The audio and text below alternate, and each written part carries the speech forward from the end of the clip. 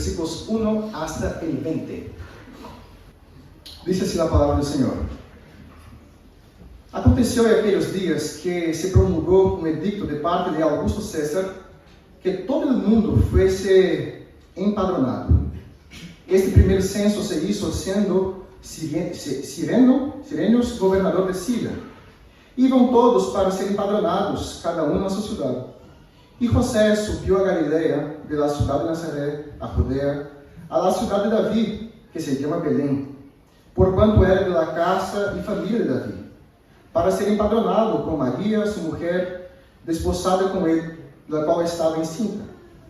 E aconteceu que, estando eles allí, se cumpriram os dias de seu alumbramento, e deu à luz a seu filho primogênito, e lo envolveu em pañales, e lo acostou em um pesebre, porque não havia lugar para eles em mesón. Havia pastores na mesma região que velavam e guardavam as vigílias da noite sobre seu rebanho. E aqui se lhe apresentou um ángel do Senhor, e a glória do Senhor los rodeou de resplendor, e tiveram gran temor. Pero el ángel les dijo: não temais, porque aqui os dou nuevas de gran gozo, que será para todo el pueblo, que os ha nacido hoy en la ciudad de David un Salvador, que es Cristo el Senhor. Esto servirá de señal: hallaréis ao niño envuelto de pañales, acostado en un pesebre.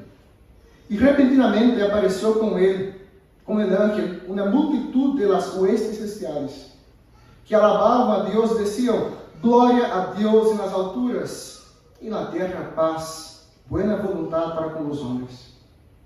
Sucedeu que quando os ángeles se foram de ellos ao cielo, os pastores se dijeron unos a outros: passemos pues hasta Belém e veamos esto que ha sucedido, e que o Senhor nos ha manifestado.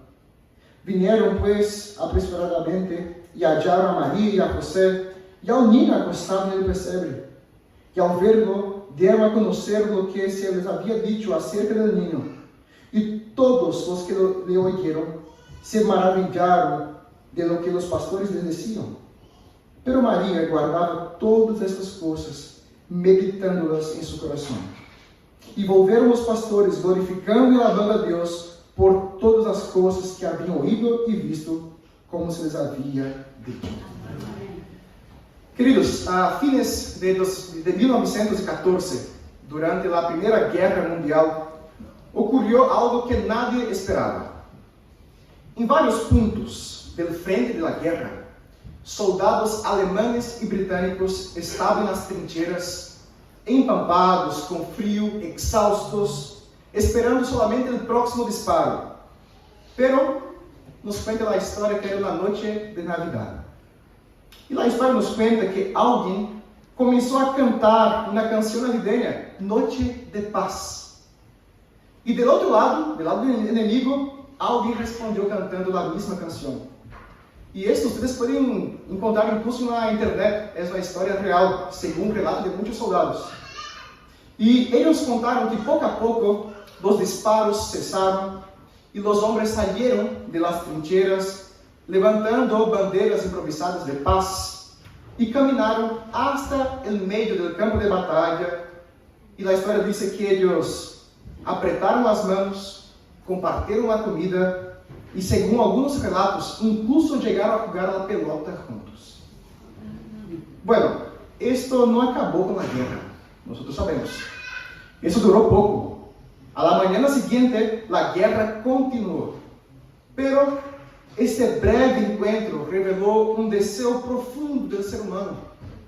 Nuestro coração clama por paz, pero não sabemos como construí-la. Essa trégua revelou que há um vazio dentro de nós que clama por reconciliação e, ao mesmo tempo, nossa incapacidade para produzir esta paz. Cada Navidad, hermanos, nós repetimos essas palavras: paz, amor, união, pero nadie pode fabricá-las. Nossa casa pode estar llena de seres queridos, pero nosso coração pode estar escondendo dolores bajo a alfombra.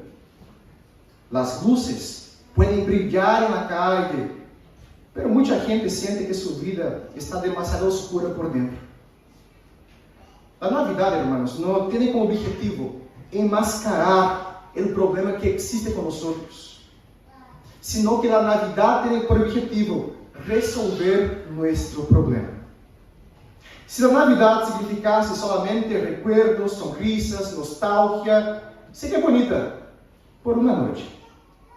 Nos apertaríamos as mãos, compartilharíamos a comida, incluso poderíamos jogar a pelota juntos. Pero depois todo volveria a ser como era antes, e a guerra continuaria. A condição de nossa humanidade é que todos nós estamos caídos por nossos pecados e não podemos salvar a nós mesmos. Necessitamos uma intervenção que venga do alto. E eu quero que graves muito bem esto em tu coração, mãe. Que a verdadeira Navidad não só transforma uma noite de nossas vidas. A verdadeira Navidad transforma toda a nossa história. Mi deseo e oração, hermanos, é que hoje, ao mirar a Belém, te des cuenta de que o homem não poderia salvar a si mesmo. E por isso, se nos enviou um niño para traernos nossa salvação, a paz que necessitávamos. Queridos, vamos entender primeiro o contexto deste niño chamado Jesus. O capítulo 2 nos diz que o imperador César Augusto firmou um decreto que obrigava a todo o império a registrar-se. O imperador queria saber o número de pessoas para cobrar mais impostos, expandir seu poder e assegurar seu domínio. Pero esta ordem de César cambiou a rotina de cientos de famílias. As pessoas estavam obrigadas a ir personalmente à cidade de sua tribo de origem para fazer esse registro. E muitas pessoas não queriam viajar, pero eram obrigadas a hacerlo. Pessoas que não tinham plata para viajar, pero tiveram que ir. E se alguma vez em tu vida te has tenido se has passado isso contigo, de ter que viajar de repente, tu sabes muito bem como isso é terrível, verdade? A vezes sem plata, sem saúde, pero temos que viajar. Isso passa às vezes com nós. E agora, vamos imaginar a José saindo de Galileia e tendo que ir obrigatoriamente à insignificante cidade de Belém para fazer este registro. De Galileia hacia Belém, era 130 quilômetros de distância. E sua esposa estava embaraçada. E este viagem não era de avião, e tampouco de auto, era em um burrito. Lo máximo seria um camello, pero como eles eram pobres, é mais provável que fosse um burrito. Que tal? Te animarias a fazer um viagem assim? 130 quilômetros com a esposa embaraçada em um burrito. Pero César não pide, César ordena. Lo que este gran César não sabia era que, mientras ele pensava que estava llenando uma planilha de impostos para Roma, o Senhor estava movendo as peças da história para cumprir seus propósitos. Deus utilizou precisamente esta situação para que José e Maria estivessem na cidade correta e no momento correto para o cumprimento de sua promessa. A promessa era que o Messias prometido vendria da despreciável cidade de Belém. E queridos, isto nos anima no coração hoje. Porque às vezes miramos a los governantes de nosso tempo, presidentes, ministros, congressos, decretos, votações, e parece que estamos sendo arrastrados por la maré. E nos desesperamos e decimos: ¿dónde vai parar isto? E Lucas nos responde hoje: isto vai parar exatamente onde Deus quer. Nenhum presidente, nenhum rei, nenhum ditador governa por cima da vontade de Deus.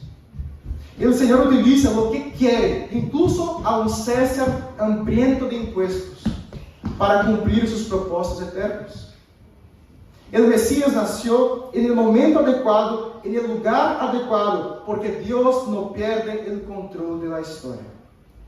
Es precisamente en este contexto que yo quiero reflexionar con ustedes hoy, muy brevemente, sobre el siguiente tema, la Navidad. La Navidad. En primer lugar, hermanos, veremos que la Navidad revela que Dios entró en la quebrada realidad humana. Y esto vemos en los versículos 6 y versículo 7. El versículo 6 dice: y sucedió que estando ellos allí, es decir, cuando ya estaban en Belén, se cumplieron los días de su alumbramiento. La expresión utilizada por Lucas aquí, hermanos, es muy importante porque describe el nacimiento de Jesús como un momento que llegó en el lugar adecuado y el tiempo determinado por Dios. María no da la luz en Galilea y tampoco en el camino a Belén, sino que María da la luz en Belén, el lugar correcto, según la promesa anunciada a los profetas. Otro detalle importante es que Lucas dice que se cumplieron los días. Eso significa, hermanos, que el embarazo de María siguió su curso natural. El Hijo Eterno se somete a las etapas del cuerpo, del crecimiento intrauterino, de la espera. El Cristo no vino a esta tierra listo, Él nace. Y nace exactamente como cualquier otro niño de su tiempo, con su madre sintiendo dolores, contracciones, sudor de parto, esfuerzo físico. No sé si José era como yo, pero si lo era, probablemente se desmayó con este parto de María. Pero lo importante, queridos, es que Lucas está dejando claro para nosotros la verdadera humanidad de Jesús. Nació como cualquier niño de su tiempo. María y José pasaron por lo que le pasaron muchos papás en su época. Y Lucas continúa en el versículo 7. Y dio a luz a su hijo primogénito, y lo envolvió en pañales, y lo acostó en un pesebre, porque no había lugar para ellos en el mesón. Belén estaba llena. Mucha gente llegaba de todas las partes para inscribirse en este censo. No había lugar para ellos en ninguna parte. Y entonces, probablemente, en un lugar cualquiera, María da luz. Y Lucas hace énfasis en que este niño que nació, era el primogénito de María. Ella no había tenido otro hijo antes que él. Jesús no es fruto de una relación conyugal anterior. Él nace sin la intervención del hombre. Mateo, en su evangelio, deja eso muy claro, diciendo que María concebió por obra del Espíritu Santo. Este niño que traería la salvación no es fruto del esfuerzo humano, porque la salvación no puede ser producida por el hombre. Este niño que traería la salvación es fruto de la gracia de Dios para el pueblo que vivía en tinieblas. Jesús nace de la Virgen y nace sin cama, sin carrito, sin cuna. No hubo baby shower para Jesús.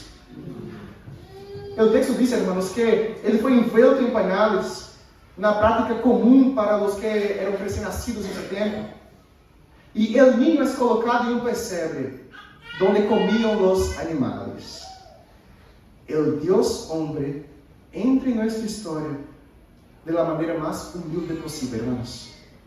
En la insignificante ciudad de Belén. Y por no haber lugar para él, foi colocado em um pesebre donde comían os animais. La Navidad, hermanos, es este escándalo para nosotros. Y es este escándalo en su totalidad. El Dios Todopoderoso se despojó de su gloria y entró en la realidad quebrantada del hombre. Una vez un médico misionero escribió un diario sobre su primer mes a servicio de aldeias africanas que sufrían graves episodios de enfermedades infecciosas. E ele descreve um momento impactante para ele. Ele dijo que um momento que uma niña estava agonizando e sua madre não queria permitir que o médico la tocara, porque pensava que as pessoas que não viviam em aquela região não devessem tocar a los hijos daquele lugar. E este missionário escreveu: esse dia compreendi que nadie cura sem entrar no ambiente de dor. Não existe o tratamento à distância. É necessário vivir cerca de quem sofre. O que Lucas mostra para nós, irmãos, no nascimento de Jesus, é precisamente isto. Deus não enviou uma ajuda à distância. Deus entrou em nossa história. Vino em carne. Entrou em uma gestação. Vino a viver cerca daqueles que sofrem. A encarnação de Cristo é uma esperança para todos nós outros. Porque na realidade, irmãos, é que todos sofrimos. Todos vivimos a realidade de um mundo que está roto. Seas tu creyente ou não, de alguma maneira tu sabes que as coisas não funcionam como deveriam funcionar. Vivimos em um mundo onde temos relações rotas, enfermidades, dolores, tristezas, muerte. Não se necessita muito esforço para dar-se conta de que vivimos em um mundo quebrado. Este niño que nasceu em uma pequena Belém, vino porque lo necessitávamos. Por nós mesmos, não poderíamos agregar as coisas. Não poderíamos produzir nossa própria salvação, nossa própria paz. Estávamos perdidos. A Navidad desmonta toda nossa autossuficiência, nossa sensação de que solos podemos. Nós não podemos, irmãos. Necessitamos a este Salvador que vino a regar a gente rota como nós outros. E a pergunta para nós outros hoje é: ele vai encontrar lugar em tu coração? Ou tu coração está demasiado lleno para que Jesus nasça nele hoje? A Navidad revela que Deus entrou na quebrada realidade humana. Em segundo lugar, veremos que a Navidad revela que Deus traz buenas notícias a los improváveis. E isso vemos nos versículos 8 hasta o versículo 14. Queridos, o versículo 8 cambia completamente o ensinário. Dejamos agora a pequena cidade de Belém, abarrotada de gente, e entramos em um campo aberto, e uma noite oscura, com homens trabalhando, pastores cuidando de ovelhas. Naquela época, irmãos, os pastores estavam muito lejos de serem bem vistos por a sociedade. Sempre eles eram vistos com suspeita, quase como ladrões. Para que vocês tenham uma noção maior, o testemunho de um pastor não era aceitado em um tribunal. Eram considerados impuros, eram pobres, sem instrução. Viviam sempre ao margem da sociedade. Imagino que não seria esse tipo de gente a quem nós elegiríamos para o primeiro anúncio do Salvador do mundo, verdade? Se um judío imaginasse onde se anunciaria o Messias, um judío provavelmente diria: este Messias será anunciado no templo, entre os sacerdotes, entre os escribas. Pero o texto nos mostra, irmãos, que a primeira audiência da Navidad é um grupo de homens anônimos, sem crédito social, sem currículo religioso, sem nada para oferecer. E é precisamente allí donde o cielo rasga a noite. Lucas disse que se les apresentou um anjo do Senhor, e a glória do Senhor los rodeou de resplendor, e tiveram gran temor. A expressão glória do Senhor, no Antigo Testamento, aparecia sempre em lugares sagrados, tabernáculos, templos, montes santos. Agora, esta glória não está em um palácio para um rei, senão em um campo para pastores indignos. E esses pastores tiveram muito medo. Pero, para quitar todo esse temor que tinham estes homens, o ángel disse: não temais, porque aqui os dou nuevas de gran gozo, que será para todo o povo, que os ha nascido hoje, na cidade de Davi, um Salvador, que é Cristo o Senhor. O ángel disse 3 palavras que me chamam a atenção aqui: Salvador, Cristo e Senhor. Salvador, porque este bebé es el que iba a quitar el pecado del mundo. Cristo, porque este bebé era el Mesías prometido desde Génesis. Señor, porque era Dios encarnado entrando en su propia creación. El ángel no anunció a un bebé tierno que tenía la naricida de su mamá, no. El ángel anunció al rey que descendió para rescatar a pecadores que estaban perdidos. Por eso, hermanos, estas noticias son motivo de gran alegría para todo el pueblo. Porque donde solo había culpa, llega el perdón. Donde solo había condenación, llega reconciliación. Donde solo había desesperación, llega la esperanza. Esto es la Navidad, hermanos. Dios vino a salvar. ¿Y cuál es la señal de este Mesías? No es la corona, no es un trono, tampoco un palacio. La señal es un niño envuelto en pañales y acostado en un pesebre.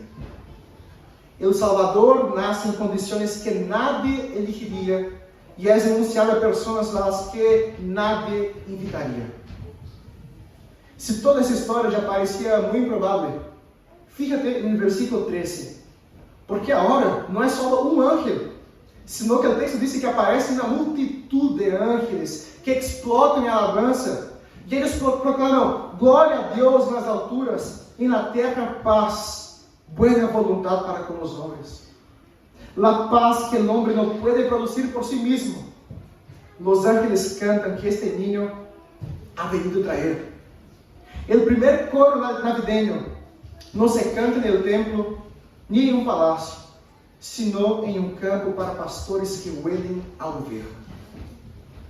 Spurgeon, ao comentar sobre este primer coro navideño, ele dijo algo muito interessante com respeito a los ángeles.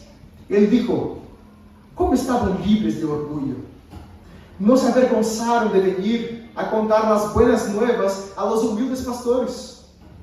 Me parece que desfrutaram tanto entonando suas melodias ante os pastores, como lo habrían hecho si hubiesen recibido la orden del Señor de cantar en los atrios de César. El Salvador vino de forma improbable e apareceu a personas improbables. Queridos, Deus se alegra em salvar a gente improvável como nós. Deus não elige a la gente por su currículo religioso, por su reputação social, ou por su passado impecável. Não.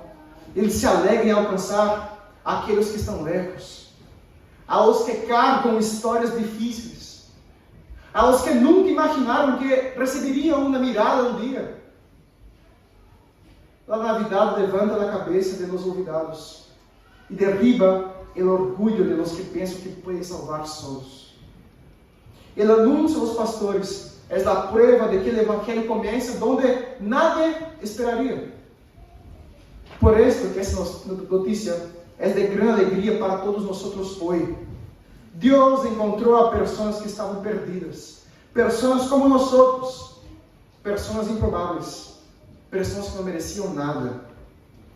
A Navidad revela que Deus traz buenas nuevas a los improváveis. E por fim, irmãos, veremos que a Navidad revela adoradores que anunciam. E isto vemos nos versículos 15 hasta o versículo 20. Queridos, o espetáculo de los ángeles havia terminado. Eles regresaram ao cielo, pero imaginem ustedes como estavam os corações destes pastores. Como dormir depois de uma visita assim? Com que cabeça volveriam ao trabalho depois de que de la nada apareceram uma multitud de ángeles, provavelmente cantando a canção mais hermosa que alguém pode escuchar, anunciando ao Salvador que havia nascido? Não se poderia fingir simplesmente que nada havia passado. Não. O texto nos mostra, irmãos, que estes pastores se dijeron uns a outros: vamos a Jerusalém e veamos o que ha sucedido. Veamos o que o Senhor nos ha mostrado. E se foram com prisa, apressuradamente. Imaginem esta cena: pastores que de repente dejan todo y se apresuran a ir a Belén en busca de un niño anunciado por estos ángeles. Pero ellos no tenían la dirección donde estaba Jesús. Ellos no tenían el WhatsApp de José para pedir la ubicación. La única pista del ángel es que este niño estaría envuelto en pañales y estaría acostado en un pesebre. Quizás no fue fácil, pero los versículos 17 y 18 nos dicen que encontraron a este bebé y comenzaron a contar todo lo que habían oído acerca de él. Y todos los que lo oyeron se maravillaron. El primer movimiento evangelístico de la historia cristiana fue este: pastores humildes diciendo que este pequeño bebé envuelto en pañales, acostado en un pesebre, es el Cristo, Señor y Salvador del mundo. La reacción de María fue interesante. Lucas nos dice que ella guardaba todas estas cosas, meditándolas en su corazón. La adoración de los pastores debió de ser un gran estímulo para María, seguramente. Pero lo que ellos dijeron con respecto a la identidad de este niño, seguro que confirmó en el corazón de María lo que ella había escuchado cerca de 9 meses antes, con respecto a ese niño que iba a nacer. Estoy seguro que ella se maravilló de todo esto, pero ella guardó y estaba meditando todo esto en su corazón. La palabra guardar en griego indica que ella se aferra a las palabras del Evangelio por la fe. Pero la palabra meditar, que también aparece, muestra que aún ella tenía cosas a considerar. Ella es alguien que está tratando de comprender la profundidad de todo lo que estaba ocurriendo con ella. Y la historia de los pastores termina con una gran y gloriosa alegría. Ellos repiten exactamente lo que los ángeles habían hecho. Tal como los ángeles habían prometido, el versículo 20 nos dice que ellos volvieron glorificando y alabando a Dios por todas las cosas que habían oído y visto, como se les había dicho. ¿Te das cuenta, hermano, de lo que estaban haciendo acá los pastores? Ellos estaban imitando a aquellos ángeles, glorificando a Dios en las alturas y alabando por la paz que ahora existe en la tierra. Esto es lo que hace el Evangelio con nosotros. Nos lleva a la fe en Jesucristo y también a la adoración. Primero nosotros vimos y creímos.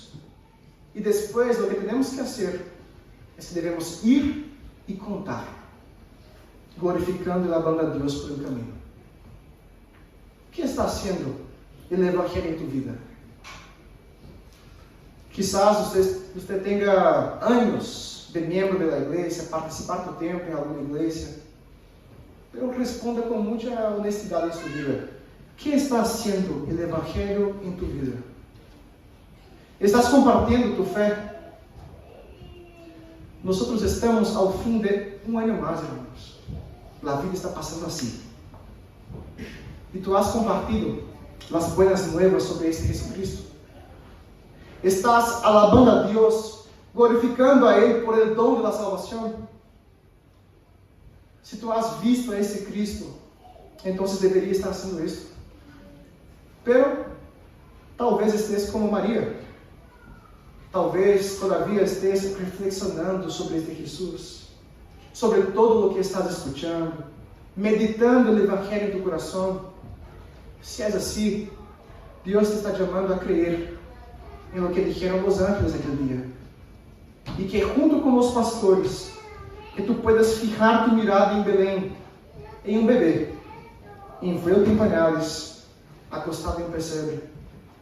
Si crees con fe en este niño, que Él es tu salvación, Él puede nacer en tu vida hoy.